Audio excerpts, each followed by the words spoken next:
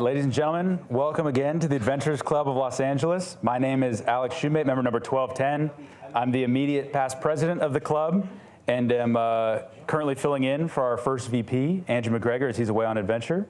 I'm joined tonight by Scott McQueen, a friend. We've hung out a few times outside of this, so I'm glad to have you here at the club to speak. Happy to be here. Yeah, thank you.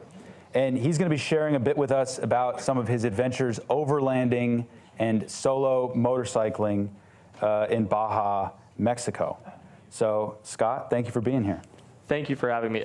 The Adventurers Club is kind of what I aspire to, and so this is a great honor. I appreciate it. Of course. And if I'm not mistaken, I believe you have an intro video of your own to show us tonight? How did you know? Yeah, I don't know. All right, if we could roll that.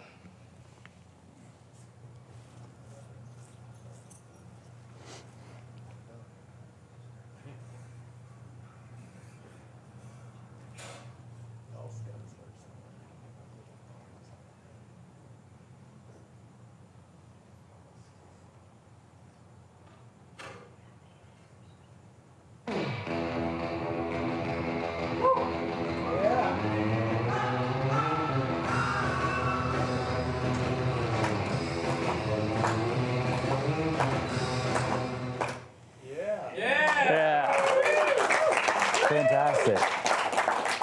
So I take it that this was just before you're about to set off on your big adventure. Seconds before, in fact. Seconds before. And immediately walked over, grabbed the tripod, threw it in the tank bag, lock and load. And I think it's fascinating because, you know, it's a somewhat ignominious beginning to a big grand adventure. $5 worth, sir. And but it goes to it speaks to the larger kind of aspect of adventure that, you know, so often I think the public perception of adventures, you get kind of dropped into the middle of it. You know, when we first meet Indiana Jones, he's hiking through the jungles of South America, you know, moments from discovering the temple. We don't see him wake up and brush his teeth and, you know, pack his carry-on and get on an airplane. So I know one thing that we had talked about before going into this talk was talking about trying to make adventure accessible. And, you know, this thing that, you know, oftentimes is portrayed as very, you know, difficult or impossible in some cases for people to participate in or to set out, especially when they're doing it on their own, that it might not be as difficult as people think. So I know that that's kind of how you wanted to frame your talk. And I guess a good place to start is, what is your background and how did you get into adventure touring and just, you know, kind of setting out on your own adventures to begin with? Yeah, something I want to make clear, and I was planning on at various points driving this home, is that I am a person that's just enthusiastic about something. I'm a person that had dreams sitting at a desk, which I'm sure everyone that's sitting at a desk has those dreams. And I just want to make that clear that this is a prelude for something I want to do in addition to this. This is not the end all be all. This was an adventure of a minuscule proportion compared to what I want to do, and that it's a lot more approachable than most people might think. So in terms of your background, obviously you've been riding motorcycles, I'm assuming, for a while. So there is that entry point, but how did you get started in terms of biking and, you know, especially tour biking? Because I know that's a world in and of itself. Yeah, it started in a very interesting place. It started well before I even thought about doing any sort of long distance travel or even prioritizing travel. It was the first time I realized I wanted to ride a motorcycle was I was watching TV and I saw a movie that a lot of people are probably familiar with, Terminator 2. Oh, I thought you were going to say The Great Escape. No. The motorcycle scene in The Great Escape. No. Nobody talked up The Great Escape, and in my household, it was Terminator 2. It was when Arnold Schwarzenegger is saving John Connor from the L.A. River, and he spins a shotgun around in his hand and like shoots the T-1000. He shoots the lock off of a gate and then takes out the T-1000. That's what made me want to ride motorcycles. What made me want to go great distances was, and you stole my thunder. Thank you, Alec. It was the Great Escape. It really was. Because I remember I grew up watching The Great Escape, thought that was the coolest movie, thought Steve McQueen was the coolest guy. Yeah. I remember the first time I think I met you at the club, you came up the stairs with your bike helmet, and I saw, you'd signed the guest book that your name was Scott McQueen, and I joked, like, oh, is there any relation to Steve? And I forget what you said, that there might be. I said great uncle, but definitely don't fact check that. Okay, well, we'll let it go. But obviously, fantastic, and I'm guessing it was that scene then when he was escaping, doing those jumps. It wasn't even the jump though. It was like, and we'll move on from movies, but I promise. But it was more the fact that it seemed like he was outfoxing the entire German military during that time. It was just wonderful to see a single man being able to take on everyone that's pursuing him at the same time, and being able to be truly free with the aid of a machine, but also operating that machine in an expert way. Yeah. Well, and I think it's interesting, at least a little bit, in terms of the connection with movies, because I'm sure so many of us here started, our love of adventure came from movies. I think there's something to be said about seeking out these unique, hard to find, difficult experiences that is, in a way, at least we hope, somewhat cinematic and whatnot. And again, it maybe I'm thinking about it as I'm speaking about it, but maybe laced in with that kind of inaccessibility, where it's something that we think is just locked away in fiction, and there's no way I could do something like that for real. But then when we actually get out there and start to have some of these adventures and see parts of the world, it's never quite like in the movies, but you can get a lot closer to some of these moments, especially some of these cathartic childhood moments of adventure than you think. It can be better, in all honesty. It can be better than what you would imagine. So one of the calls to action for me was a combination of media. It wasn't just movies. It was also books. I read a book by a woman who traveled around the world solo in the, I want to say 70s. Elspeth Beard. She was the first woman to travel solo around the world on a motorcycle, and she talked at length about the advantages that a motorcycle brings when you're traveling solo. And then another book that I was just enamored with at an early age was Jupiter's Travels by Ted Simon. This is a guy who'd never ridden before in his life, and he decides he wants to go on a trip around the world. How best to do that? He pitches it to the Sunday Times. He says, in London, I want to say, I want to ride a motorcycle around the world. Will you finance this for a few months? And they say yes. Well, it took him 4 years. Did they continue to finance him? Yeah, I think until he got to South America by way of Africa. Wow. They stuck with him because he kept sending back essays. He fell in love and stopped sending back essays at one point. Yeah. But anyone who is looking for a next read Jupiter's Travels. It's a man who basically goes through a journey of self-discovery, and then over the course of it, he also rides a motorcycle, but in the meantime, he makes myriad friends, has myriad experiences, and that's what I wanted. I wanted to be that approachable stranger on the side of the road who you aren't afraid to talk to, that you aren't afraid to share a beer with, that you're thinking, I wonder why is that guy here? Yeah. And that's one of the benefits of solo travel, in my opinion. Well, and that's an interesting, because that's another point we had touched on prior to getting into all this, is, aside from adventure in and of itself, solo travel and solo adventure is such a unique experience. On the surface, at least to me, it sounds terrifying, much more terrifying. I mean, it's much easier to kind of embark into the unknown when you've got your friends with you and you're kind of part of this larger mission or larger expedition. What is it about solo travel, and you kind of touched on already, that is so unique and that you think is so important to the spirit of adventure? So there's an adage, it's a semi-cliche in the motorcycle overlanding community, in that if you travel alone, you get the chance to evolve. You get the chance to become a new person over the course of your travels. You get the chance to engross yourself and enrich yourself in your surroundings. Whereas if you're traveling with another person, that's amazing, because you get a person who gets all the in-jokes, and you get someone that's going to remember shared experiences slightly different from you, no matter what. But at the same time, say you are, it's a cold, dark night, The day went longer than you thought it was going to go. You pull into a bar at 2 a.m. in some town that no one's ever heard of. And the bar's still going because that's the only thing to do in town. If you're with another person, there's a good chance that no one's really going to want to bother you because they think, oh, they're tired, this, that, or the other thing. You're in your own context. You're in your own tribe. If you show up alone, everyone wants to know why you're there. If you're able to make a good impression, someone's going to buy you a beer. That night might just continue onward. You're going to make friends. Yeah. And the point is that you're able to shed your own context because no one is tethering you to that context. Yeah. Now, what about, and I'm curious, just thinking off the top of my head, what about the context of being a motorcycle rider?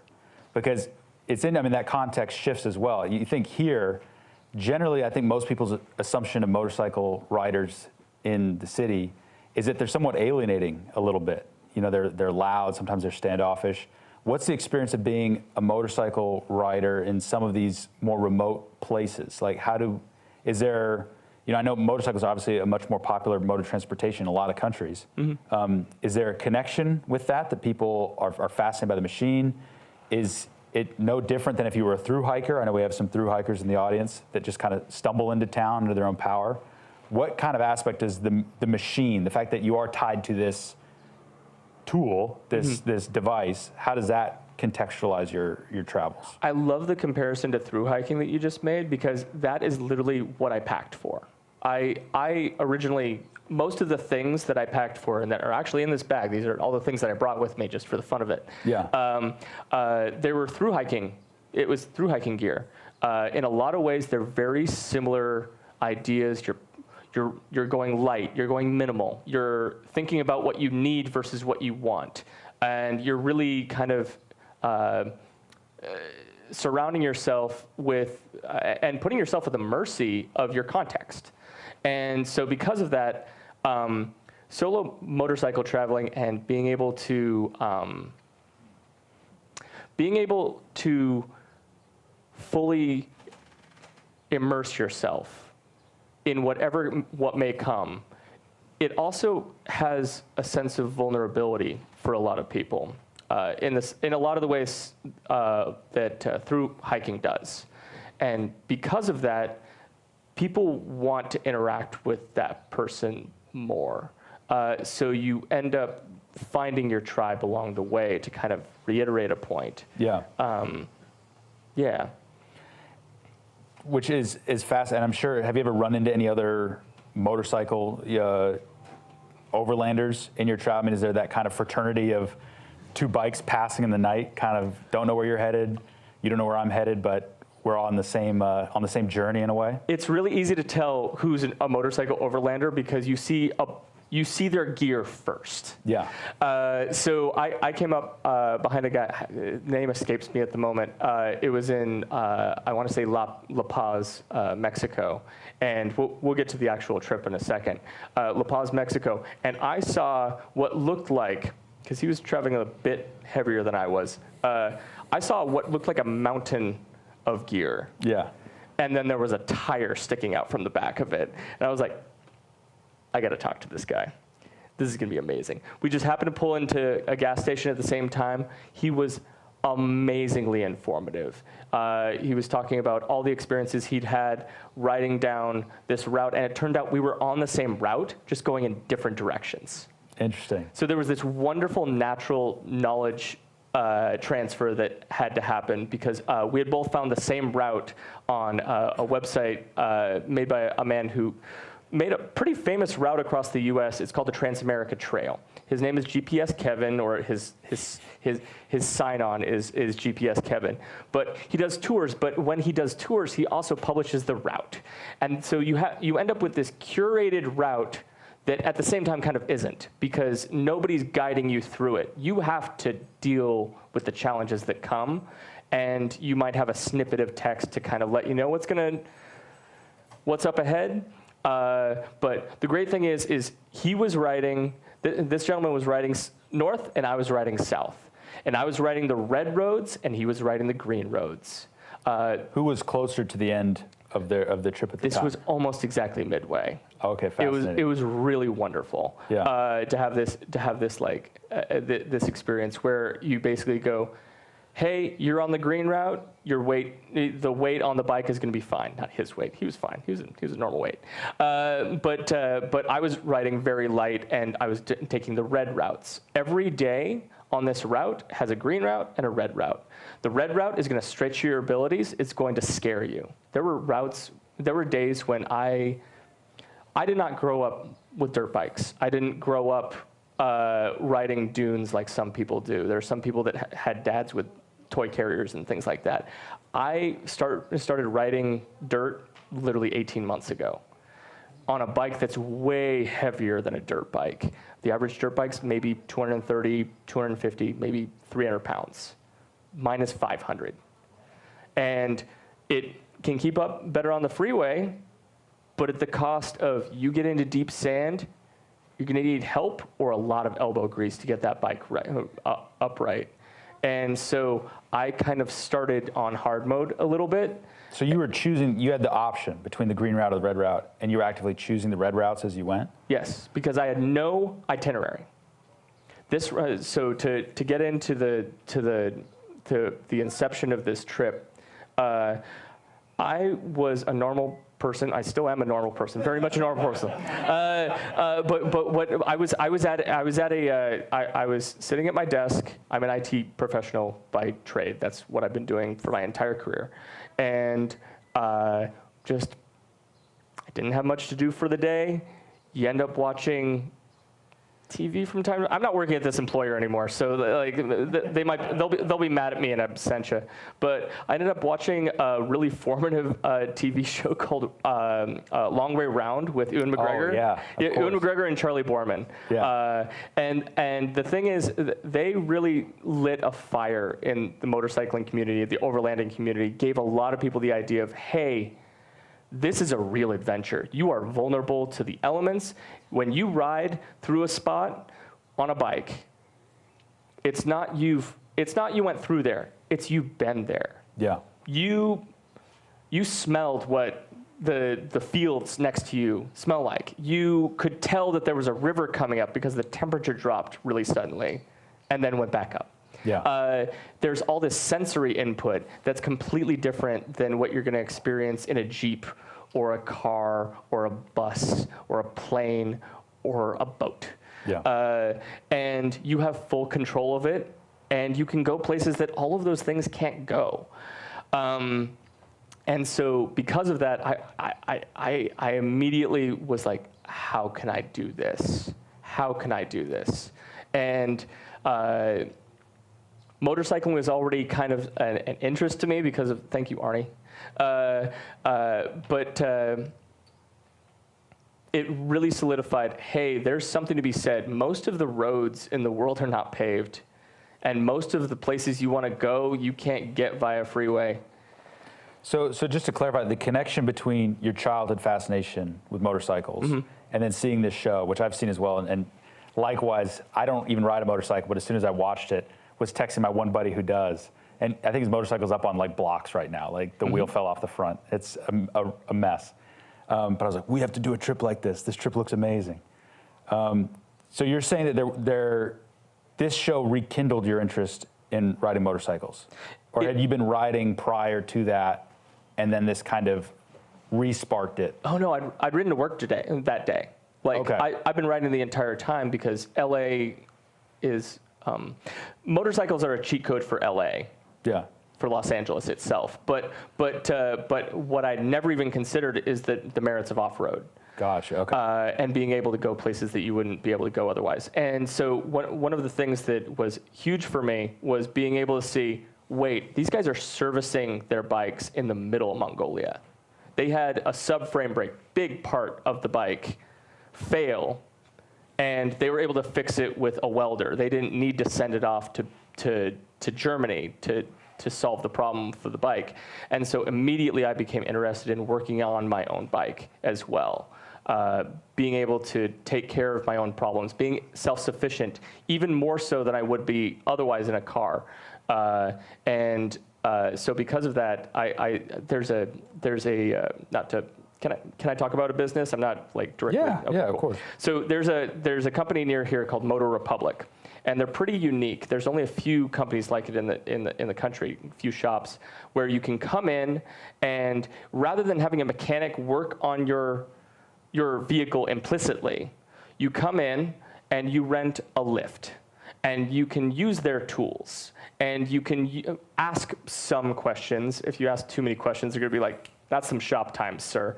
But within reason, they give you what you wouldn't have otherwise being an apartment dweller, being a person that lives in an urban environment where you can actually have that garage that you always wanted to work in. And so I made friends with the owner, Jeff King. He's fantastic, and their techs over time by asking. At first, a lot of stupid questions, then progressively fewer stupid questions, and then helping other people with stupid questions, and by virtue of building that rapport, being able to gain a skill set that I'm going to carry with myself for the rest of my life, and being able to work on a motorcycle is huge. One of the things that gave me the confidence to do this was to be able to handle a problem if it arose. Words. Yeah. But in any case, the trip itself, so I was sitting at my job and realizing that I had been there for a while, not just 8 hours. I had been there for years, and only some of the days I could remember. But every single day I went on a motorcycle trip, whether it be on-road or off-road, I could remember every single day. I could pinpoint something from that day that I could take with me for years. And I wanted more days like that. And so I had a good rapport with my boss. Bless him, he was fantastic. I went into the office and I said, "Hey, can I use all of my vacation time at one time? And how much notice do you need?" And he was like, this was the summer. He said, 6 months. Nothing. I worked at a school. Nothing's happening in January, for the most part. Yeah. I knew that, and so I was like, "I'll take unpaid time, as much time as you can give me, please." And we negotiated, and it was fantastic. He was able to be very generous. I got from the middle of December all the way to the middle of February. Wow. With a few allowances of like, "Hey, check in a few days just in case the place is on fire," because IT, and that was huge. And it was a huge relief to my friends because I would stop talking about doing this so much. I would finally do it. Yeah. Get shit or get off the pot. They're laughing because they experienced this. Yeah. Like that is completely true. Everyone wanted me to finally just go do this. And so I took the first week or so, first 10 days to decompress, and then I started packing. And I, like everyone that does this, overpacked. I put way too much stuff inside this bag.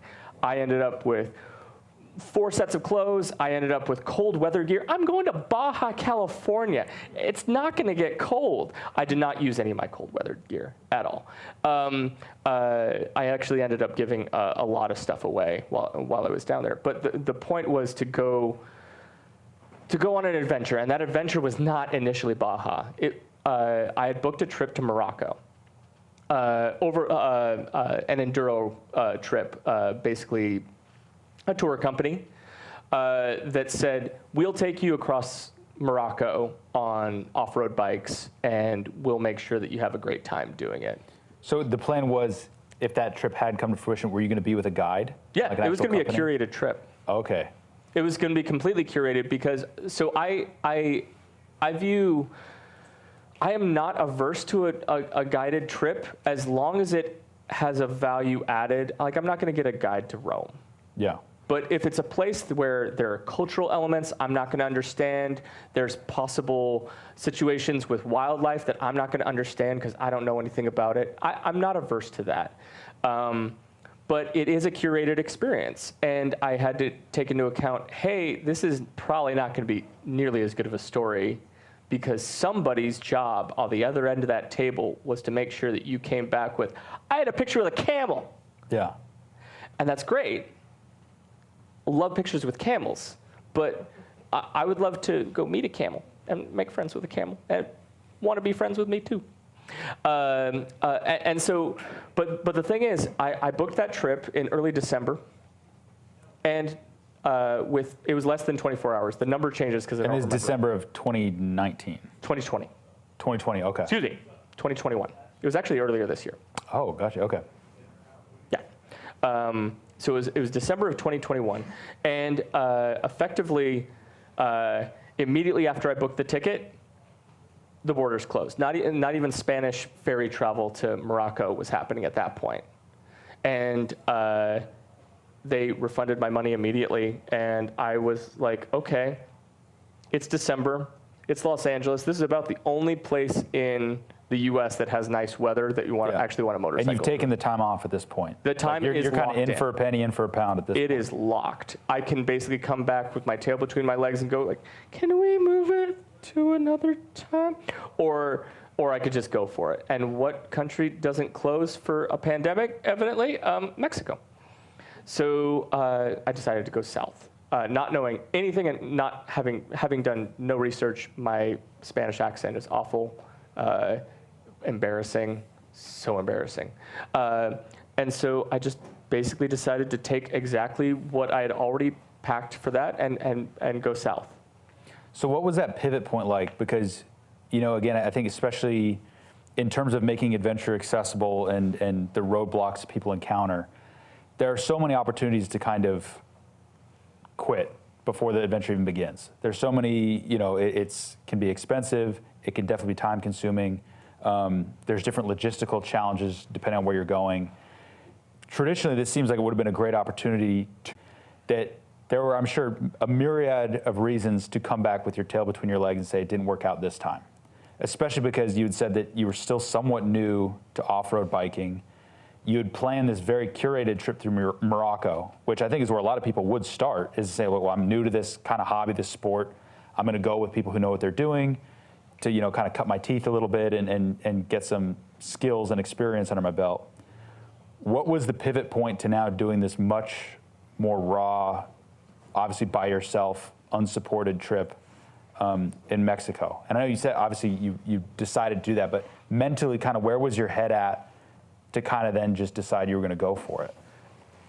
Honestly, and this is going to sound a little TED talky, but it honestly is what went through my head. I gave myself permission to fail.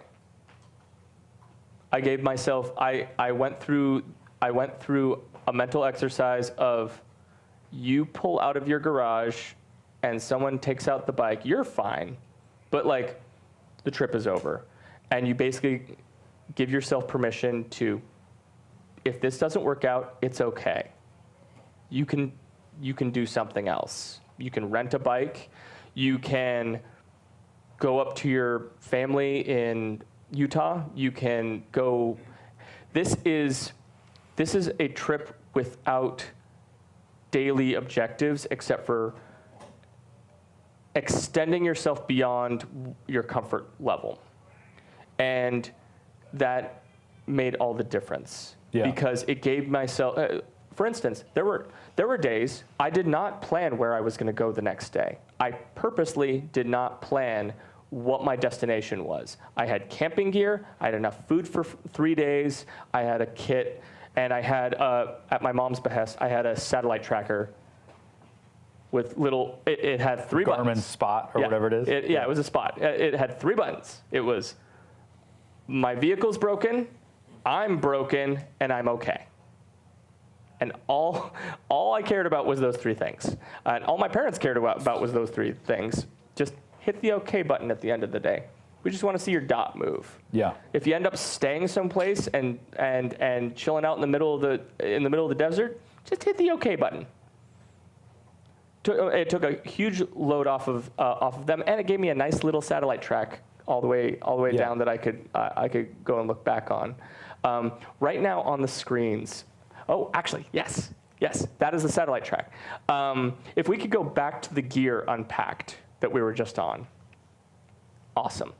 So I got to a campsite. By the way, it doesn't seem like Mexico's really into like wild camping. It seems like wild campgrounds, not so much. RV parks, yes. This was an RV park that I stayed at one night, and it happened to have a wonderfully clean ping pong table. And I decided to take the opportunity to do an unpacked, packed comparison. Can we do the packed photo? Yeah. Everything kind of fit in these 3 bags. One was a tank bag, this guy, and then this guy is a pannier that goes onto the side of my bike. If we could bring up a picture of my bike, I'm just gonna be like the MC for the PowerPoint. So my bike, you can't see it here, but on the other side, the exhaust is very high. This is to keep water out of it. This is to, and it's also an aesthetic choice, but it also means you can't put luggage on that side. So inherently, I can only have 1 bag on the side, so I had to have another bag on the seat in order to carry clothes. So the side bag, I would always put my soft stuff in there. That would be my sleep system. That would be anything that I didn't mind getting crunched. And so because of that, it was a pillow that the bike could drop on, and drop the bike I did every single day. And it was never when you'd expect. It was never when I was doing something ballsy, where I knew that I was doing something risky. It was always when I was turning around from that risky thing and trying to do a U-turn on a single lane dirt track. It was, and every single time it was because you have to celebrate your failures. Yeah. You have to be okay with failing with this, and I tried to keep my spirits up by doing that and not going, crap, I dropped the how bike did that work? Because I get what you're saying, and I think it's a good philosophy to have, this kind of open-ended, I'm not going to have any objectives. I mean, that's when they talk about mountaineers. What gets so many mountaineers in trouble is that kind of summit fever. Mm-hmm. I have to make it to the summit no matter what, and then they get stranded or some accident happens. So I get the impulse and the desire to just have this very open-ended adventure. But at the same time, without that structure, when things go wrong, how do you then pivot to kind of keep within the context of this larger trip and where you're ultimately going? Because to me, yes, structure can obviously be incredibly limiting, but it can also be a driving force in any adventure where it's like, hey, I feel terrible right now. All these kind of things are going wrong. There's a hole in my raft. I'm exhausted, whatever. Mm-hmm. But I need to make it to this point by this time of day. So saddle up and get going with it. How do you continue to kind of forge on when you don't have this external driving force behind you? Give yourself twice as much time as you think you need. Honestly, the thing I was rich with throughout this trip wasn't money, it was time. It was giving myself the permission, hey, if you have a setback, or if you just come across a beautiful beach, there's a photo of a tugboat. Can we do that? Maybe. I'm sure they'll get it. It would be amazing. So at one point, I come across a beach that has a beach tugboat. And it's night. I told myself I would not ride it at night because wildlife, people, road obstacles. Oh, here's the tugboat. Oh, it's a video. Nice. So there's this beach tugboat, and it's only about 30 feet off of the coast. And I go, this is a wonderful place to camp. It's going to be a bit into La Paz, and so let's just camp here. It's a full moon. It's beautiful. There's nothing really like this where I'm from. And so, for one thing, the idea of just like wild camping off the side of a road, I mean, most people in the U.S. wouldn't do that. Yeah, absolutely. And especially in a foreign country. Especially, and previous to this was a red letter day for me, because the way that I got here was my hardest red route. It involved something that was not in the notes at all. These watermelon-sized boulders, which imagine. You have this amazing fast road going up this ridge into this canyon, and you're going toward the coast, and you finally go over the precipice of this canyon, and it's not a road anymore. It's a wash of boulders, and you have not much experience. Yeah. You have a 500-pound bike loaded up with 160 pounds of you, plus another like 50 pounds worth of gear. So you're like 700 plus pounds. And you have to balance this thing down the road. And I had crash protection, but if I had hit one of those boulders, if it had come in contact with my gas tank, for instance, or my engine cover on either side, there's a real chance that I would be stranded in a very real way. And this was on the red route? This is on the red route. So I'm curious, you talked a lot about giving yourself permission to fail. Did you ever give yourself permission to take the green route? No. Why? That seems like it'd be at least an option. Honestly, because up until that particular red route, the red routes had really been like, I mean, there were some water crossings. There was slightly rougher terrain, but they were still roads. Yeah. This was not a road. This was a rock wash and or a landslide. I don't know if it had been a road at some point, but it was not a road anymore. And I remember just I thought back to like I did a degree of self-educating before I went. There's a brilliant instructor for off-road motorcycling called Brett Tax. His name is Brett Tax on YouTube, and he just teaches off-roading skills with heavier than average adventure bikes. And one of the things that they teach you on descents is the rear. It's going to do what it wants to do. Don't worry about that. Manage where the front tire goes and where it's pointed. Point it at the best route that you can go, and things will probably work out. It's not guaranteed. Nothing's guaranteed in life, but point where you want to go, and things might just turn out better than you expect. And that's exactly what I remembered before I went down into that wash, which was these watermelon-sized boulders. That's fine. I can aim between them. I can aim over them in the best of ways and just try and look for something that's been there a while so it won't move on you. Yeah. Some of them moved with the rear, but I had my weight forward. I had my eye line up and looking where I wanted to go. And one of the things that's most important to me is just look where you want to go and you'll probably make it. And that carries over to a lot of things. Yeah. I think. So you come off this really difficult route. Yeah. You said it was at that point your most difficult day, it sounds like. And you make it to this beach. Mm-hmm. And I just set up tent. I set up a tent. This is by far the most vulnerable spot that I've ever camped because I was just like, this is a really cool spot, and I haven't seen anybody for literally 36 hours. Did any part of you think about trying to sleep on the boat? I mean, I know you couldn't get your bike up there, but. Yes, but I also kind of kept in mind, like, do you want people to kind of like exhale quickly through their nose if they found out you died doing that? Yeah. So there was a certain amount of like, yeah, I don't want my. I wasn't supposed to. Yes, I thought about going to the boat, but I thought about a combination of tetanus and drowning. I was like, Between the two. Between the two. Yeah, just wasn't worth it. And in all honesty, it seemed cooler from a distance, to be quite honest, which the distance was not for. We're looking at like 40 feet maybe. Yeah. But anyway, I set up for the night. Thankfully, I don't have to use the rain, the rain fly for this, and it's a full moon. It's beautiful.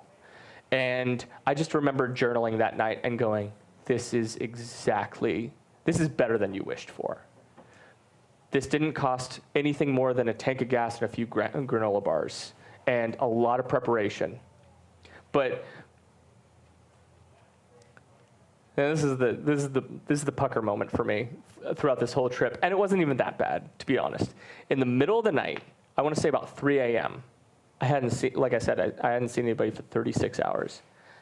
This really nice black truck pulls up. I want to say like a Ford F-150 Raptor, like a way nicer truck than I've seen in Mexico thus far after like 800 miles. And I'm just going like, okay. So I hear the truck approach, and then I hear the truck stop. And I hear the door open, and I'm like, no. This is how people disappear. Yeah. Because literally, the locals say that. They say don't camp. Don't camp out in the middle of nowhere. You might come across something that you didn't intend Well, and to so see. you got a pretty nice bike there, and Yeah, just I have parked nice up. gear. Yeah. I am not a big person. I could easily be overpowered by like one big dude or easily two big dudes. And so I'm just thinking like, okay, well, you're gonna be friendly. If they feel like engaging, you're just gonna be friendly. You're gonna make them feel really bad. So this guy comes out, and he's a big dude. And he pulls out his phone. He doesn't even look at me. He pulls out his phone. He takes a photo of literally the moon is lined up from his perspective with the boat. And I'm like, you're right, that is a good shot. Good on you. Yeah. That's a good shot. You're just telling yourself he's a photographer? Oh yeah, he's just an enthusiast. Like Yeah. he's a tourist. He's going to a campsite somewhere else. And I'm like, okay, cool. And then he turns to me, and he starts walking over with authority, with aplomb, with gravitas.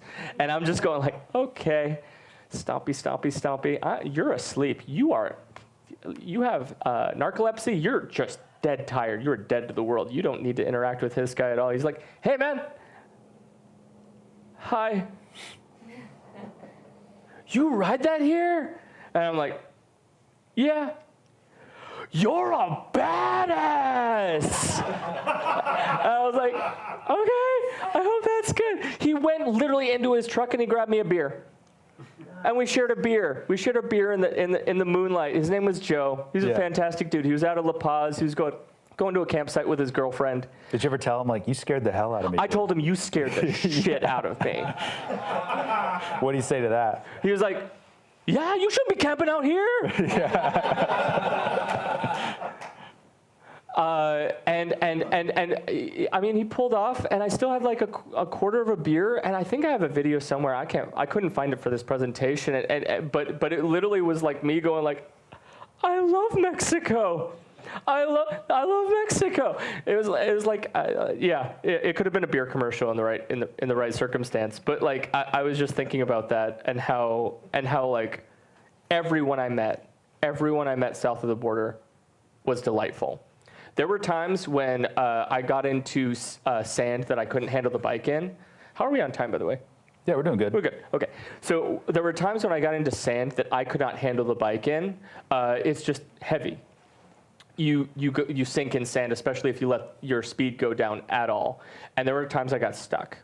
And out of nowhere, out of an orchard or just some guys that were off-roading off to the side of the road, someone would stop if they got eyesight of me struggling with the bike and would help me get it upright. Wow. Consistently. That happened 3 or 4 times. And I was gone about a month.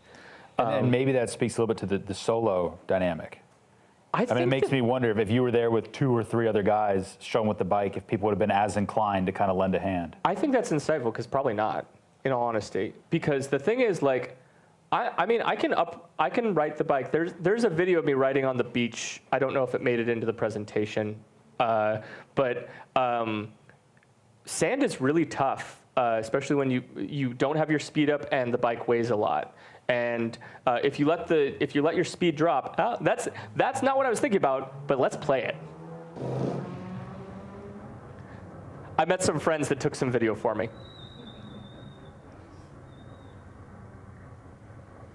Just cooling off there. Yeah. That's not what I was thinking of, but I like it. That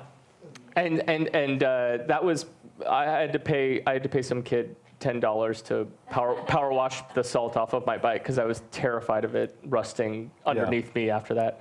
But there was consistently situations where I was vulnerable and I could have been taken advantage of in one way or another, but consistently I got help, more help than I asked for, consistently.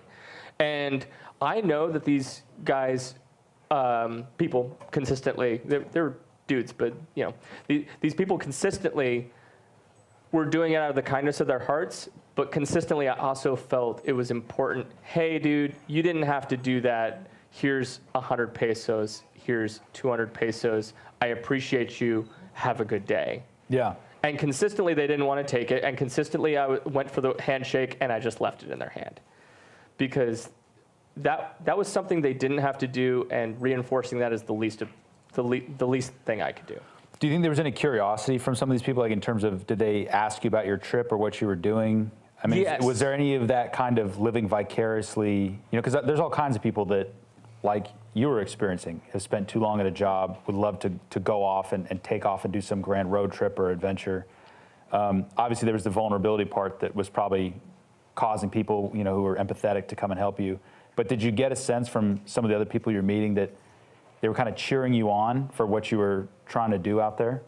I felt a lot of positivity pretty consistently from everyone involved, my friends, my family, the people that know what, you know, recent events that happened to me, and also just strangers, because frankly, I came across multiple people that were just, there was one time I came across, there's OXXO, it's like 7-Eleven in Mexico.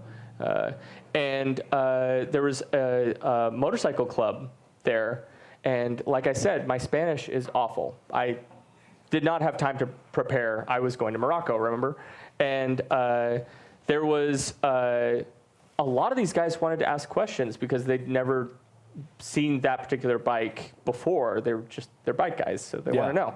And thankfully, there was one or two guys among them that could kind of help with the translation, and I kind of helped with like visual storytelling a little bit, just to take the weight off of it. But the thing is, a lot of people, honestly, if you do something that matters to you and you're obviously passionate about it, people, as long as their heart is in the right place, they're going to support you pretty much without thinking. Yeah. And they don't need to know you to support you. Just to reiterate, I'm an IT guy from Utah originally. Like, there's nothing special about me. What's special is that someone is doing something that is pursuing their passion. Well, and I think that's why when you talk about making adventure accessible and kind of coming at it from that point of view, that is super important, because I think, you know, especially swimming in some of these circles that members of the Adventurers Club or the Explorers Club, you know, like similar clubs swim in, it is one of those things that can be gate kept Yep. very easily. 100%.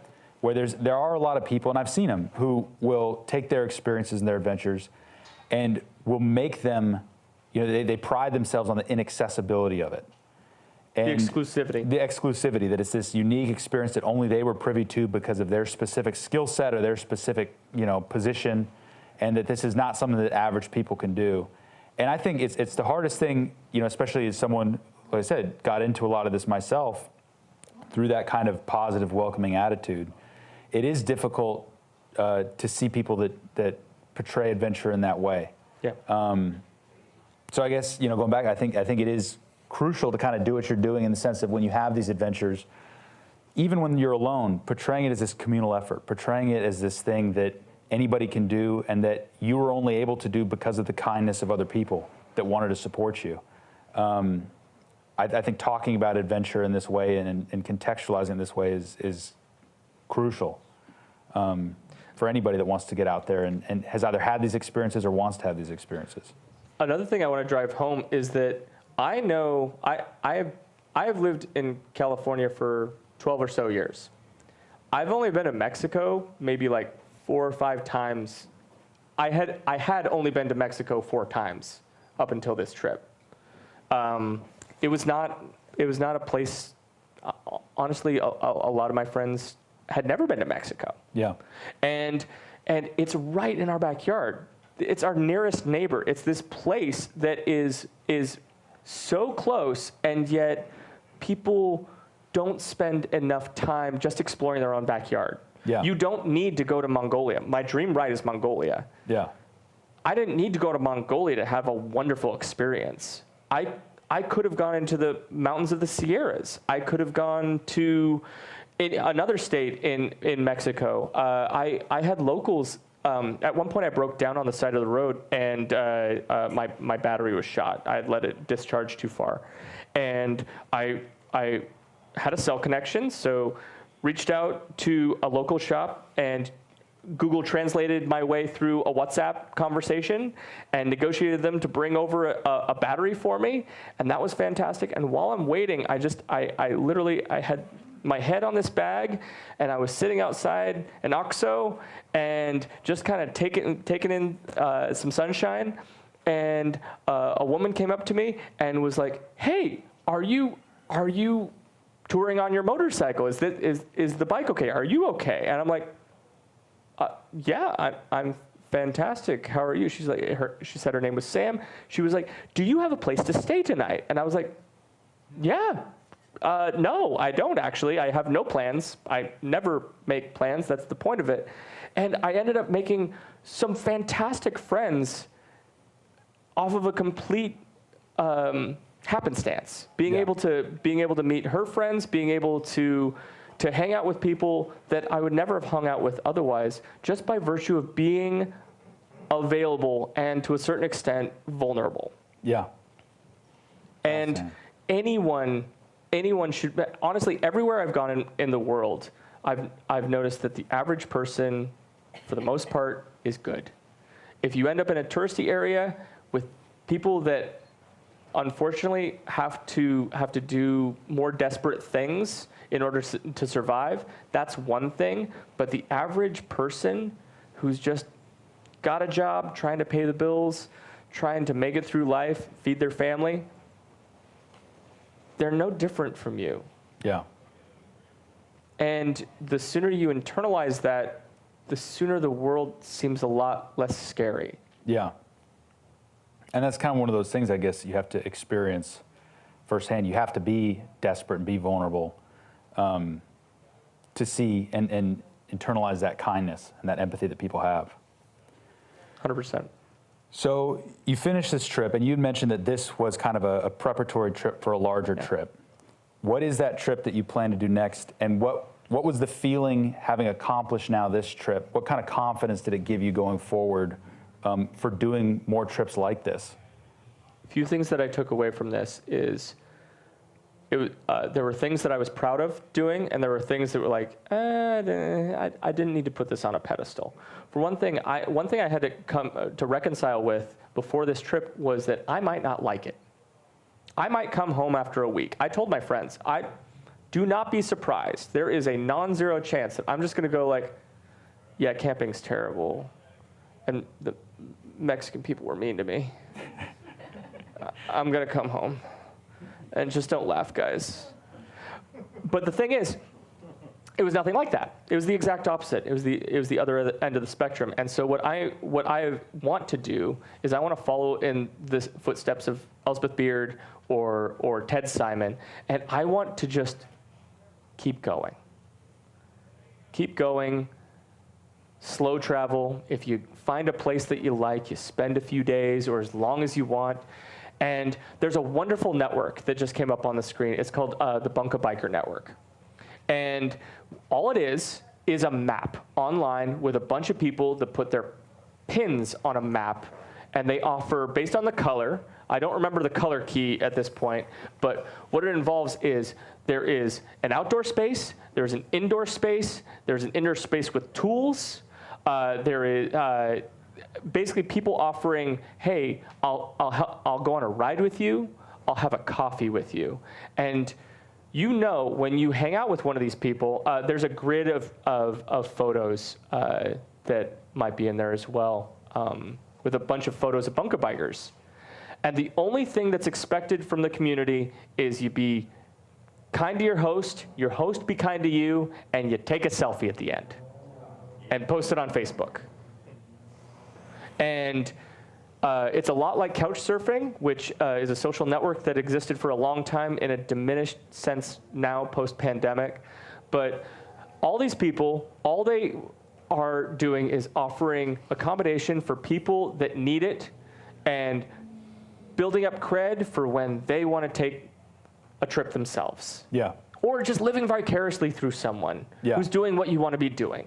And I want to take advantage of a wonderful opportunity like that. There's another website called Horizons Unlimited, which I think I have a snapshot of, that will walk you through how to do overlanding trips. It doesn't have to be on two wheels. It can be a Jeep. It can be what have you. They'll talk about insurance. There's a forum that tells you how to get, what to watch for if you're going across certain borders, for instance. How to travel with a dog. There are people that travel with their pets on motorcycles or in Jeeps and what have you.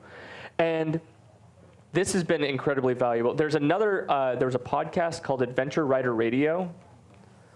And every week they have, so they have 2 podcasts. There's one that happens every month where they just have a bunch of experienced travelers just round table talk about a topic from varying different, there's people from Australia, there's people from the UK, there's people that are set up in Romania, in the US, out of Sturgis, and they just talk about, you did a round the world trip, what was yours like? Because everyone's is going to be different. What is an elephant like? Yeah. You know, it's all kind of a matter of perspective, and that was fantastic. They also drove this home, and I still fell into this pitfall, which was bring way less than you think you need. Yeah. You don't need a chair. Sit on your bag or sit on your helmet. Like put a shirt down.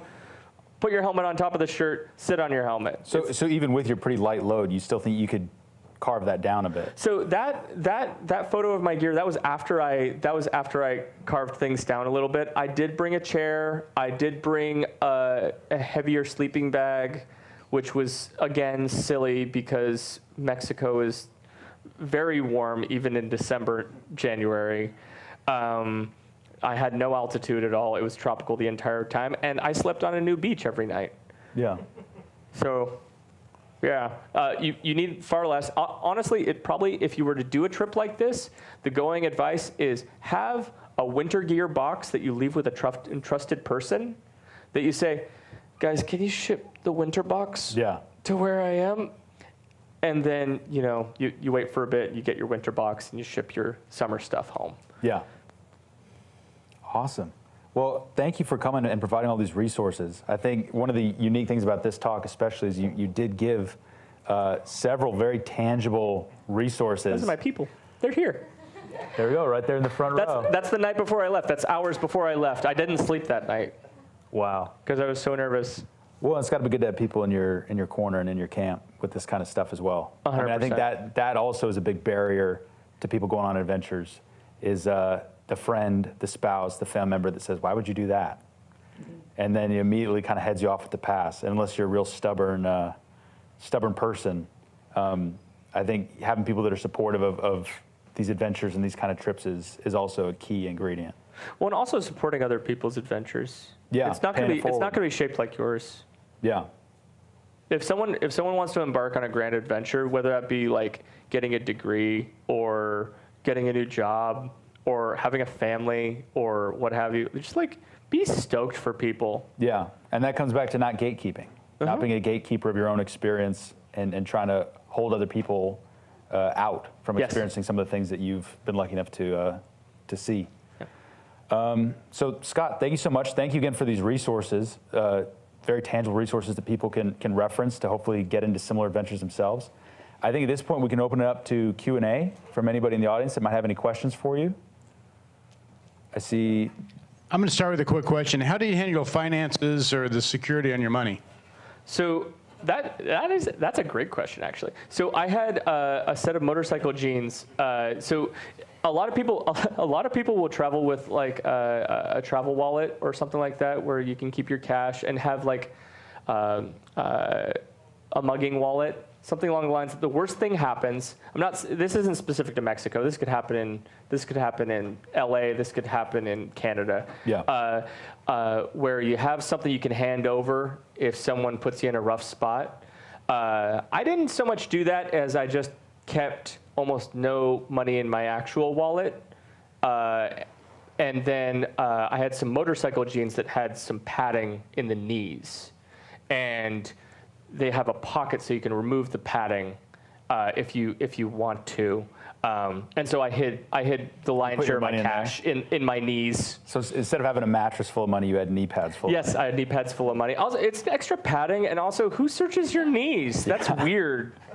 If someone mugged your knees, that's on them. They deserve it at that point. Yeah. So I'm just curious, did that include credit cards at that point, or did you just have all cash? I kept one credit card in the secret spot, and then I kept one credit card out for availability. And also, a lot of countries are actually ahead of the U.S. in terms of being able to pay for things with your phone. One thing I didn't have a backup for was my phone. That's something I would have a backup for in the future, because your phone can be your camera, it can be your wallet, it can be your laptop. I didn't bring a laptop with me. I probably would have brought a second phone just in case. That's smart.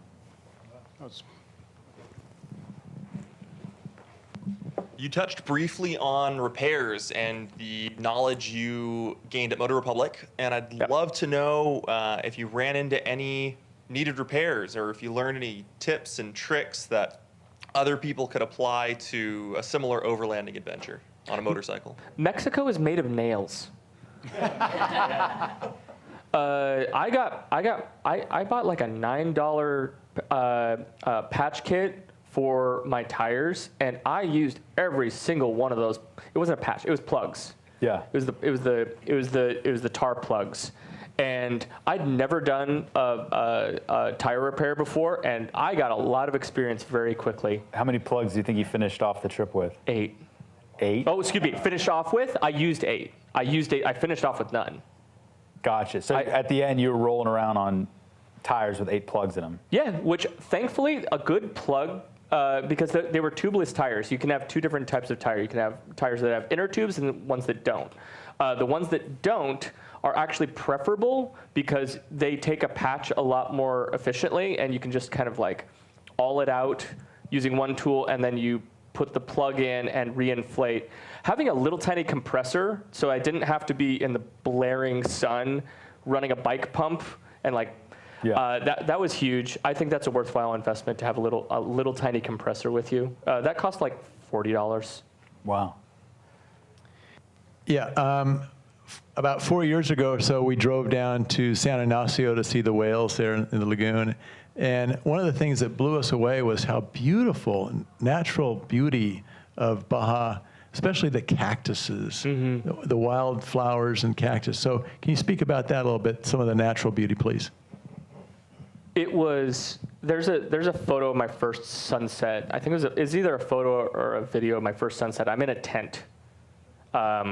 And I remember waking up, because my first stop was San Felipe, which is right at the top of the Sea of Cortez. And I was at my favorite camp spot, one of the few places that I'd been actually in Mexico before, because Biltwell does a rally down there called the El Diablo Run every 2 years. And the sunrise over the Sea of Cortez and glass smooth sea, a beach that's all your own, and it costs you $2 to just rent someone's beach. And also being woken up by pelicans. Like it was halfway down. It was Playa de Burro. I'm probably mispronouncing or misremembering that. But I remember waking up again in the tent on a beach, and there's just I hear.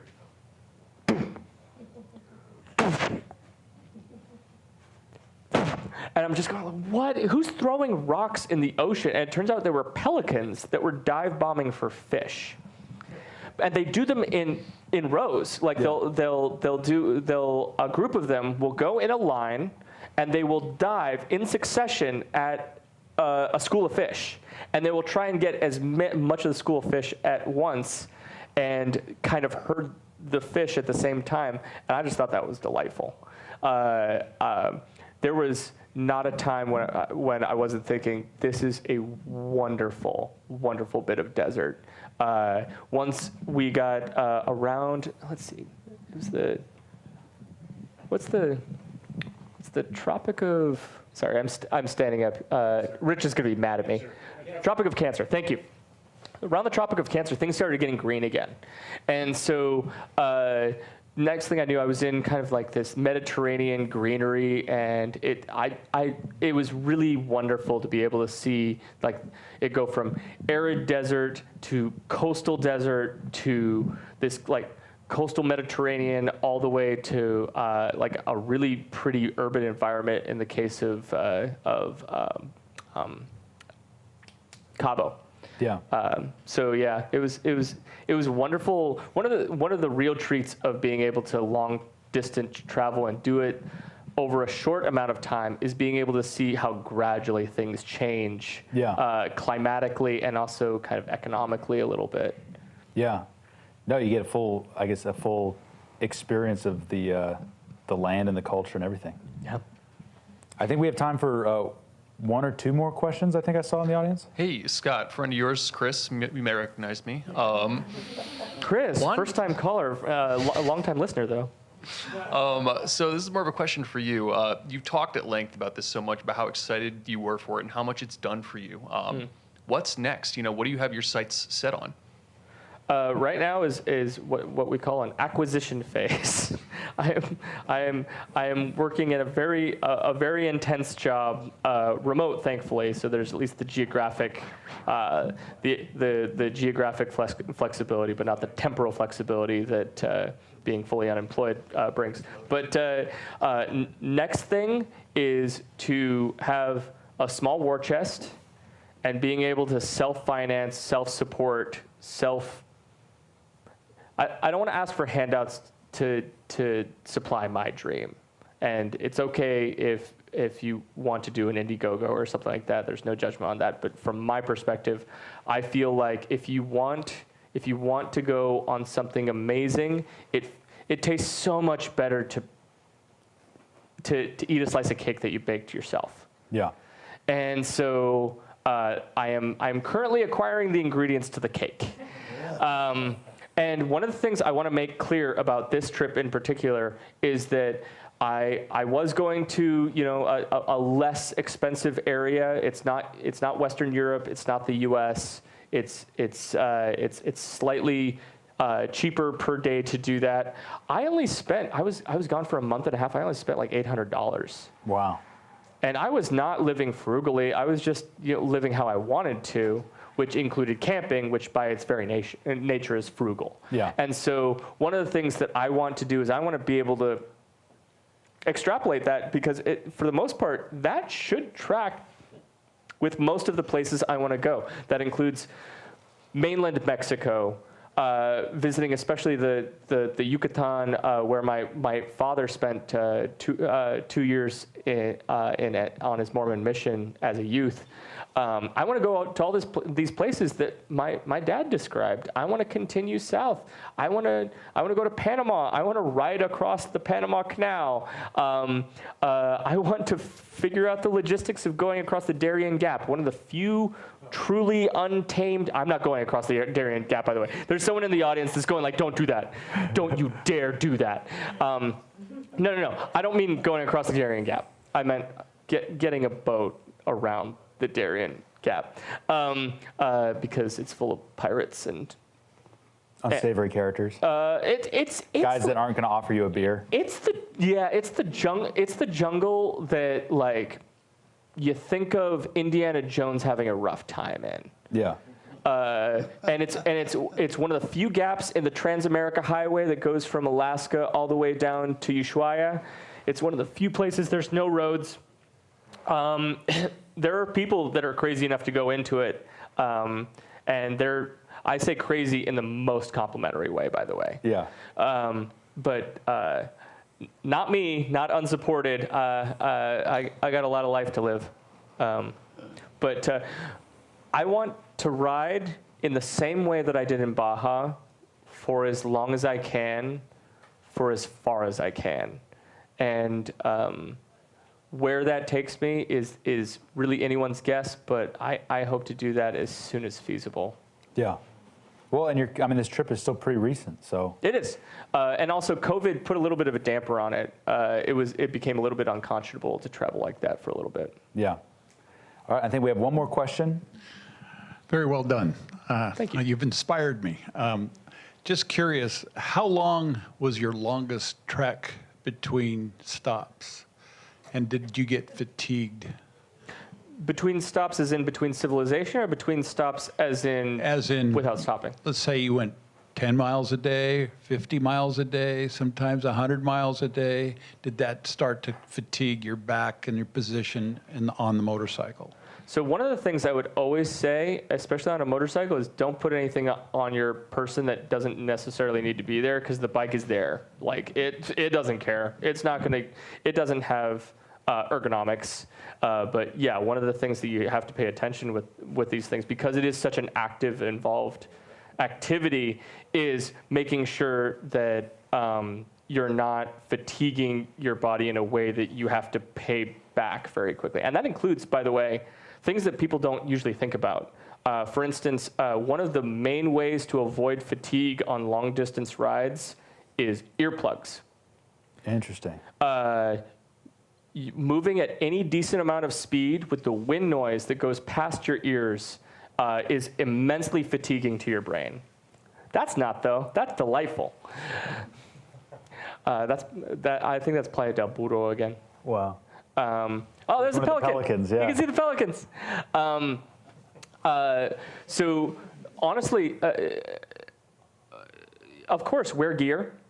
Wear as light of gear as you can feasibly get away with. This helmet I picked it almost purely because of the weight. This is an AGV K6. It weighs just under 3 pounds. Most off-road helmets are going to weigh 4 or more. Because you're thinking safety. Well, also, what about neck muscles? What about torsion? What about things like that? Taking care of your body is more important than taking care of your bike, because one is very replaceable and one is much less so. Yeah. And protecting your ears, protecting your eyesight, not wearing a half helmet where you're just relying on some sunglasses to protect you, things like that is huge. Wow. Well, Scott, thank you. These have all been great tips. You had mentioned at the beginning of the talk about days that blended together, and it sounds like this trip definitely was a string of days that you'll never forget. Thank you again for coming to share some of those stories and some of those experiences and knowledge that you gained with us here at the Adventurers Club. So, Scott, thank you. Thank you. I appreciate it. And thank you, everybody at home who's joined us in the live stream, and for everybody here as well. We're here every single Thursday night with new stories of adventure from off the beaten path, so I hope you'll all join us again soon. Best ticket in town. All right. Thank you.